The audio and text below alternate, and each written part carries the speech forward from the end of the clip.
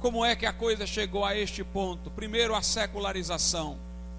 Começaram a dizer que na esfera pública ninguém pode usar argumentos teológicos, argumentos bíblicos. Ah, isso é religião, nos dizem.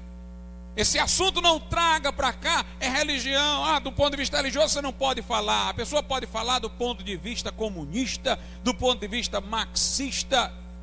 Agora, do ponto de vista religioso, aí ninguém fala.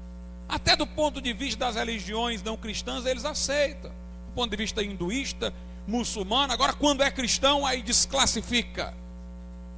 A Bíblia não pode entrar nessas coisas. Chegamos até aqui, irmãos, porque os filhos das trevas são mais sagazes do que os filhos da luz. E o movimento homossexual começou a usar estratégias discursivas. Toda crítica ao homossexualismo é homofobia. Homossexual é uma identidade homossexual, não uma anomalia moral. É assim que eles colocam. Como também, para conseguirem um aborto, começaram a chamar a criança no ventre de feto. Era muito mais audível dizer expelir um feto do que expelir uma criança. Linguagem eufemística para suavizar o impacto do pecado, para colori-lo com respeitabilidade, estratégias discursivas. Outra coisa que contribuiu para isso foi o feminismo. O feminismo não foi uma luta para a elevação da mulher, mas para a sua degradação. Na prática foi isso. Porque lutaram para que a mulher tivesse a mesma vida promíscua do homem, em vez de exigirem do homem que tivesse a mesma vida de pudor que era imposta à mulher. A mulher se considerava superior colocando um cigarro na boca, vestindo uma calça comprida igual a do homem. Não percebia ela que quando para se impor ela precisava se vestir como um homem, ela exaltava era o homem. Ela tinha que ser como um homem para se elevar, em vez de buscar sua dignidade própria enquanto mulher. E o feminismo entrou em muitas igrejas que estão ordenando mulheres pastoras, violando a estrutura do lar, porque na casa, embora todos sejam iguais, o pai, a mãe e o filho diante de Deus não são iguais em funções. E cabe ao pai liderar o lar. Como a mulher poderia ser pastora da igreja, tendo-lhe submisso o marido, se na casa é o marido quem deve reger? A estrutura da igreja não diferencia-se da criação. A Bíblia diz que os que governam bem sua própria casa é que devem cuidar da igreja. O Deus que criou a família é o Deus que criou a igreja. E portanto a função de pastorear é do homem. Mas as igrejas começaram a argumentar para aceitar mulheres pastoras com falácias que agora estão servindo aos homossexuais. Elas começaram a dizer: não, naquela época de Jesus, não chamou Jesus nenhuma mulher para ser apóstola, por causa da situação cultural da época. A Bíblia é condicionada pela cultura da época, diziam as feministas das igrejas.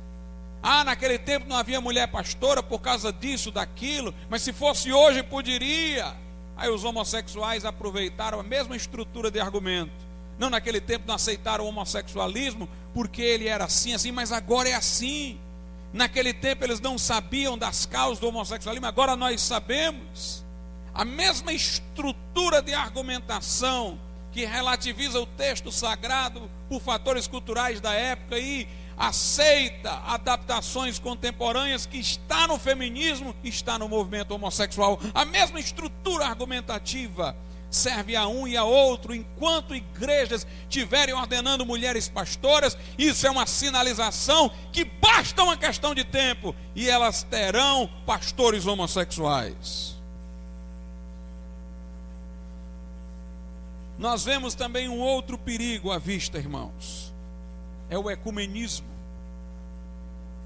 A Igreja Católica e os evangélicos têm se aproximado nessa luta. E nós não queremos que não haja essa aproximação, não espiritual, porque água e óleo não se misturam, mas uma aproximação cultural na luta contra o pecado. Aliás, se um ateu for contra o pecado, é bem-vindo. ao nosso lado para argumentar contra essa sujeira. A questão aqui não é de igreja, a questão é ser contra o pecado. Todo aquele que protestar é bem-vindo. Nós iremos incentivá-lo, animá-lo, não importa de onde ele venha. Mas a Igreja Católica tem se aproveitado dessa aproximação, particularmente nos Estados Unidos. Peter Kreeft, um filósofo católico, começou com esse argumento para os protestantes. Ele dizia assim: olha, vejam só, vocês têm igrejas protestantes que aceitam o homossexualismo. Nós católicos não aceitamos. Então vocês estão muito mais perto de nós do que deles. Vocês estão muito mais perto do catolicismo do que de certas igrejas protestantes. Então vamos nos aproximar espiritualmente. E foi assinado um documento nos Estados Unidos, católicos e evangélicos juntos. No documento, os evangélicos se comprometeram. Alguns, nem todos assinaram, obviamente. Alguns assinaram, grande parte é contra. Mas os que assinaram se comprometeram a não mais evangelizar os católicos, mas a tê-los como irmãos já convertidos. Depois da assinatura desse documento, irmãos, os evangélicos deixaram de escrever literatura contra a Igreja Católica, mas a Igreja Católica traiçoeiramente está bombardeando de literatura contra os evangélicos. Ela não cumpriu o seu pacto, e esses evangélicos emudeceram. É outro perigo no meio do caminho.